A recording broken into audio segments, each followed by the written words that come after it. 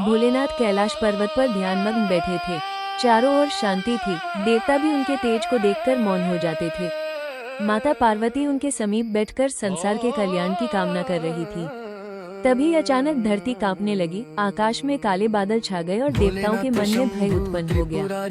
देवताओं ने देखा कि असुरों का अत्याचार दिन प्रतिदिन बढ़ता जा रहा है। एक राक्षस था, कालकेतु। उसने कठोर तप करके वरदान प्राप्त कर लिया था कि उसे कोई देवता आसानी से पराजित नहीं कर सकेगा। वरदान मिलते ही उसका अहंकार बढ़ गया। वो ऋषियों के यज्ञ नष्ट करने लगा, गरीबों को सताने लगा और मंदिरों को तोड़ने लगा। सभी देवता भयभीत होकर कैलाश पहुँचे। सबसे पहले देवराज इंद्र बोले, हे महादेव, यदि आपने अब रक्षा नहीं की तो धरती पर धर्म समाप्त हो जाएगा।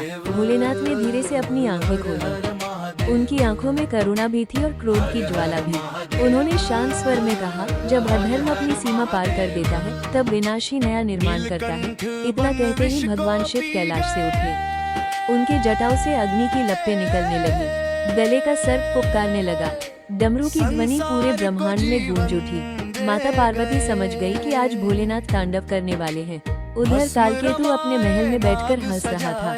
उसे अपने बल पर घमंड था। तभी अचानक धरती हिलने लगी, आसमान लाल हो गया। चारों दिशाओं में हर हर महादेव की आवाज गूंज उठी। भगवान शिव प्रकट हुए। उनके तीसरे नेत्र से अग्नि निकल रही थी। कालकेतु ने घमंड में कहा, महादेव, मुझे कोई नहीं हरा सकता। भोलेनाथ मुस्कुराए और बोले, अहंकार का अंत निश्चित होता है। इतना कहते ही शिवजी ने अपना भयंकर तांडव आरंभ कर दिया। उनके हर कदम से पर्वत टूटने लगे। डमरू की आवाज से दुष्ट शक्तियां कांप उठी। देवता भी उस दिव्य रूप को देखकर आश्चर्यचकित हो गए। तांडव इतना प्रचंड था कि कालकेतु की सारी शक्तियां समाप्त होने लगी। उसका वरदान भी भोलेनाथ के क्रोध के सामने टिक न सका।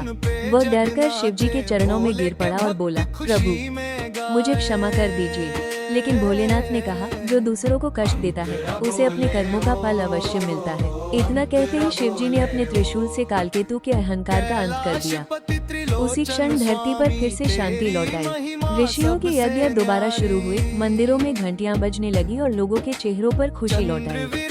देवताओं ने हाथ जोड़कर कहा, हे नीलकंठ, आपका तांडव विनाश नहीं बल्कि धर्म की रक्षा का प्रतीक है। भोलेनाथ ने मुस्कुराकर कहा, जब भी संसार में अधर्म बढ़ेगा मैं किसी न किसी रूप में प्रकट होकर धर्म की रक्षा करूंगा।